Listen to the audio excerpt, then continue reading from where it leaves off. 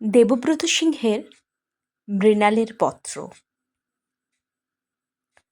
সেই ছোটবেলাতে আমাদের পাহাড় কোলের জোরে লদি পেরাতে যাইয়ে এক আষাঢ় মাসের হড়কা বানে আমি আর আমার ভাই ভাইসা গেছিলাম বানের তরে। ভাইটি গেল ডুবে, আমি উঠলাম বাঁচে। পাড়ার লোকে বললে, বিটি ছেলের জান, যদি বেটা ছেলে হতক তাহলে কি বাঁচতক? আমার মরণ লাই। সেই কথাটাই আজ তোমাকে নতুন করে বলবো। বেশি দিনের কথা নয়। আমাদের বাঘমুন্ডির পাহাড়ি পথে জিপ গাড়ি ছুটাই, লাল ধুলি উড়ায় যেদিন আইলে তুমি। পাহাড় কোলে জোরের ধারে চড়ুই ভাতি করতে আইলে। সেদিনটি মনে আছে তোমার? দিনটা ছিল খরবার, মাসটা ছিল মধু মাস। টারে টারে ডাঙা ডহরে পলাশ বনে আগুন লাগা মধুমাস। আমার মরণ লাই। তুমি বলেছিলে তোমার সঙ্গে দেখা হবে বলে আমার মরণ লাই।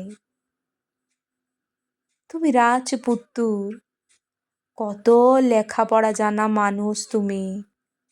বিএ এমএ পাস, হাই স্কুলের মাস্টার। আমি আমি আর কে, কাঠ কুড়ানি।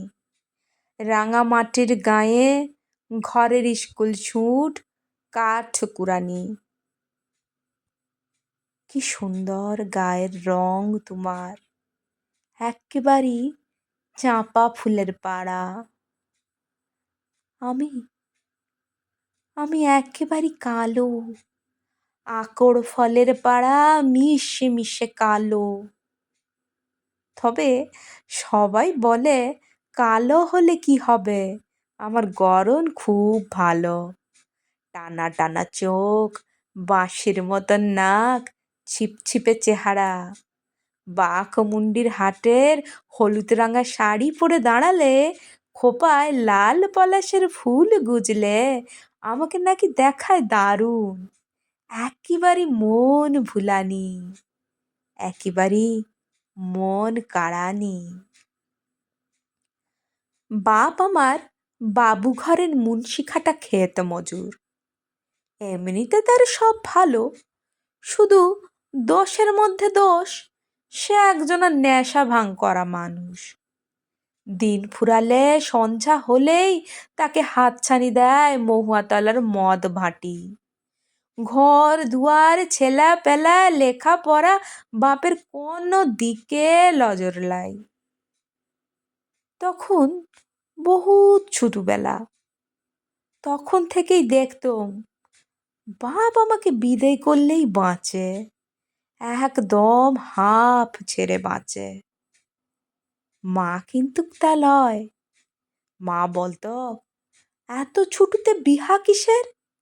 আর 5টা বিটি ছেলা যেরম স্কুলে যায় তেমনি যাক, দুপাতা লেখাপড়া করে আসুক। সেই করে টানে টুনে কোনো মতে গাঁয়ের স্কুলে ওই 9 টুকুন। ইহার মাঝে বলা নাই কওয়া নাই, বাপ একদিন হুট করে লাগাই দিলে বিহা। তখন কি আর জানতাম অত? পুরুলিয়ার খোট্টাপাড়ার জানকী যাদবের কাছে আগাম টাকা লইছে বাপ। আমি দাঁড়াইছিলাম রুখে। সেই রুখে দাঁড়ানোর জোরে বিহার দিনে থানায় যাইয়া আমি ভাঙ্গা দিয়েছিলাম সব। কাগজওয়ালা টিভিওয়ালারা কোথায় থাকে কে জানে, তারা আমাকে নিয়ে এক ঘড়িকে দুনিয়া দিলে কবর করে। সে খবর তো দেখেছিলে তুমি। মিছা নাই বলবো, এত সব জানে শুনে তুমি আমাকে বিহা করেছিলে। তাই বলে গাঁয়ের লোকে তোমাকে বলেছিল দেবতা। মনে আছে, আমার সব মনে আছে। সেই ফাগুন দিনের দিন পুরনো বেলায় যেদিন তোমার সঙ্গে গেলাম তোমাদের ঘরে, সেদিন ঘোমটা মাথায় আমাকে দেখে ভূত দেখেছিল তোমার মা। তার মুখ গেছিল শুকায়। তোমার বৌদিদি মানে আমার বড় যা, সেও দেখলাম তাই। তোমার স্কুলের মাস্টাররা, পাড়ার বন্ধুরা, তারা বাহবা দিয়েছিল খুব। তবে সে কিন্তু ভালো লাগে নাই আমার। সে ঠিক বাহবা লয়, তার ভিতরে কতকটা ছিল কৌতুক, কতকটা করুণা। তুমি বলেছিলে নতুন করে আবার আমাকে লেখাপড়া শিখাইবে। তুমি বলেছিলে নতুন করে আবার আমাকে ভর্তি করবে স্কুলে। কাজের চাপে সে আর তোমার হইল কই। কত ব্যস্ত মানুষ তুমি। স্কুল, পার্টি, ক্লাব, বস্তিবাসী, গরিব দুঃখী, প্রতিবন্ধী, রক্তদান, জীবনদান, তোমার কত কাজ। এক একদিন কাজের টানে তুমি বাইরেই কাটাতে রাত। এক একদিন কাজের টানে ঘরের কথা মনে পড়তো না তোমার। এমনি করে দেখতে দেখতে ঘরের চাইয়ে বাইরে থাকার সময় গেল বেড়ে। একদিন তোমার মা বললে, ও তো ঘর সংসারের মানুষই নয়, বিয়ে টিয়ে কেন যে গেল করতে। একদিন তোমার বৌদিদি বললে, ও তো বাঁধন ছাড়া লাগাম ছাড়া মানুষ, বাউন্ডুলে মানুষ, ওকে সব মানায় না, বিয়ে টিয়ে একেবারেই মানায় না। কথা শুনে কষ্ট হতো খুব, দুঃখ। সেই দুঃখে একলা ঘরে দু চোখ দিয়ে জল গড়াতো আমার। তখন মনে পড়তো দিদিমার কথা। দিদিমা বলতো, গরিব ঘরের বিটি ছেলার আবার দুঃখ কিসের, আমাদের দুঃখ যা সুখ তা। আর হেই দেখো, আমার একটা কথা শুনে রাখ, যার রং কালো তার মন ভালো। কিন্তু মন ভালো হলে হবেটা কি, সে মনের খবর লিবার লোক কোথায়। বড়লোকদের হুজুগের কোনো কমতি নাই, কত রকমের হুজুগ।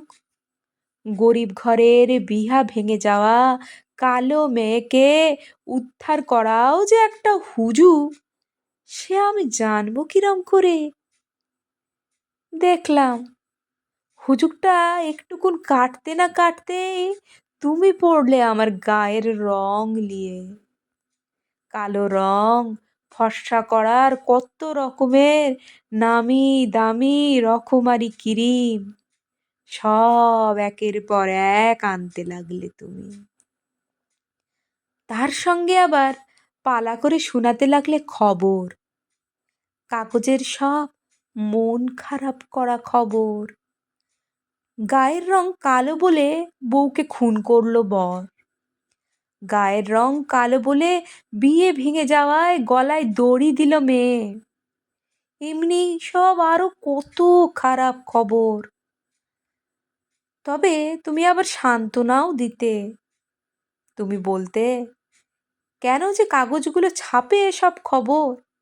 আমি বলতাম, চাই না, এইসব খবর শুনতে চাই না।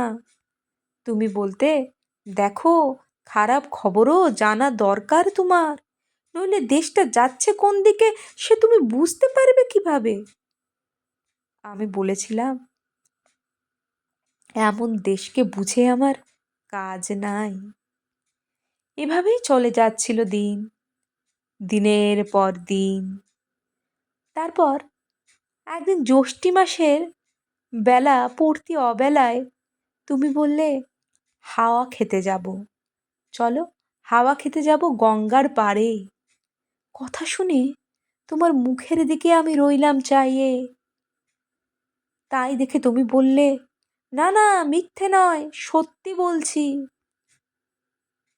সেই কতদিন আগে নতুন বউ হয়ে আসার পর শাশুড়ি আর জায়ের সঙ্গে একদিন পূজা দিয়ে আইছিলাম গঙ্গার ঘাটে সিদ্ধেশ্বরী মন্দিরে। ইপারে তোমাদের পুরানো শহর, ভাঙা মন্দির, চানের ঘাট, কাঁসর ঘণ্টা। ওপারে সবুজ ক্ষেত, সর্ষে ফুল, আখের বাদা, ইট ভাটা, তাল সুপারি, মাটির বাড়ি, ডিঙি নৌকা, খায়া ঘাট, হইচই, মানুষজন। তোমার হাত ধরে কতদিন পরে আবার সেই গঙ্গার পাড়ে। দিন ফুরোনো অবেলাতে আউলি বাউলি হাওয়ার তোরে আমার চুড়িদারের ওড়না যাচ্ছিল উড়ে। তুমি চাইছিলে নিরিবিলি, আরো নিরিবিলি। সে বহুত দূরে পোড়ামাটির মন্দিরের ভাঙন ধরা ঘাটের ধারে আমার কেমন দম আসছিল আটকে। তোমার তখন বাঁধ ভেঙেছে ভালোবাসার, বউয়ের গলা জড়ায় চুমু খাইয়ে আদর করার ধুমে তোমার তখন রাস হরে নাই মুখে। আমি কাঠ কুড়ানি, রাঙামাটির গাঁ গ্রামের স্কুল ছুট কাঠ কুড়ানি। আমি কি আর বুঝতে পারি তোমার অমন আদর করার মানে? আমি কি আর বুঝতে পারি? আমার জায়গায় যদি অন্য কেউ থাকতো, সেও কি পারতো বুঝতে? ভালোবাসার মানুষ জড়িয়ে ধরে আদর করার ফাঁকে এক ঘড়িকে নদীর জলে ফেলতে পারে ঠেলে। বলো না, এটা বুঝবে কিরম করে? কত কি যে বুঝার আছে দুনিয়ায়। এই যে তুমি বিএ এমএ পাশ দিয়ে মাস্টার হয়েছিলে হাই স্কুলে, তুমিও কি পেরেছিলে বুঝতে? যাকে অমন করে ঠেলে ফেললে ভরা গঙ্গার জলে, সে দিব্যি সাঁতার কেটে উথাল পাতাল ঢেউয়ের তালে পার হয়ে যাবে নদী। অত বড় নদী পারো নাই বুঝতে, একদম পারো নাই। তাই তক্ষুনি পাহাড় ছেড়ে পালাইছিলে দৌড়ায়। কি অদ্ভুত মানুষ তুমি! তোমাকে একদিন বসাইছিলাম দেবতার আসনে। বলো, আজ কোথায় বসাবো তোমায়? দেখো, মানুষে মানুষে কি তফাৎ দেখো। তুমি কত কাছের মানুষ হয়ে কত সহজে আমাকে ঠেলে ফেলে দিলেন নদীর জলে। আরেকজন কত দূরের মানুষ হয়ে নদীতে ঝাঁপ দিয়ে সাঁতার কাটে দুই হাত দিলে বাড়ায়।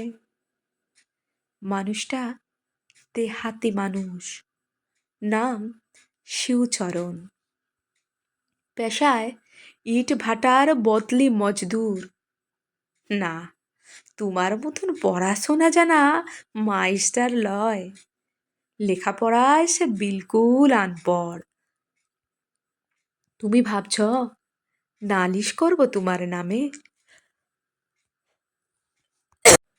না, নালিশ আমি করব না। কি হবে এক নালিশ করে? আমাদের এই পোড়া দেশটার সবই তো তোমাদের দখলে। নেতা মন্ত্রী, থানা, পুলিশ, কোর্ট কাছারি সব। সেখানে গাঁ গ্রামের গরিব ঘরের মেয়েদের কতটুকুনি আর জায়গা আছে বলো? তবে এখনো মানুষের পাশে দাঁড়ায় মানুষ, এখনো মানুষের জন্যে জীবন দেয় মানুষ। সেই মানুষকে সাক্ষী রাখে এক বড় মানুষের বহুত কালের কথা আজ আবার নতুন করে বলি তোমাকে, শুনো। সংসারের মাঝখানে মেয়ে মানুষের পরিচয়টা যে কি তা আমি পেয়েছি। আর আমার দরকার নেই। তোমরা যে আপন ইচ্ছা মতন আপন দস্তুর দিয়ে জীবনটাকে চিরকাল পায়ের তলায় চেপে রেখে দেবে, তোমাদের পা এত লম্বা নয়। ইতি মৃণাল। তোমাদের চরণ তলাশ্রয় ছিন্ন এই যুগের মৃণাল।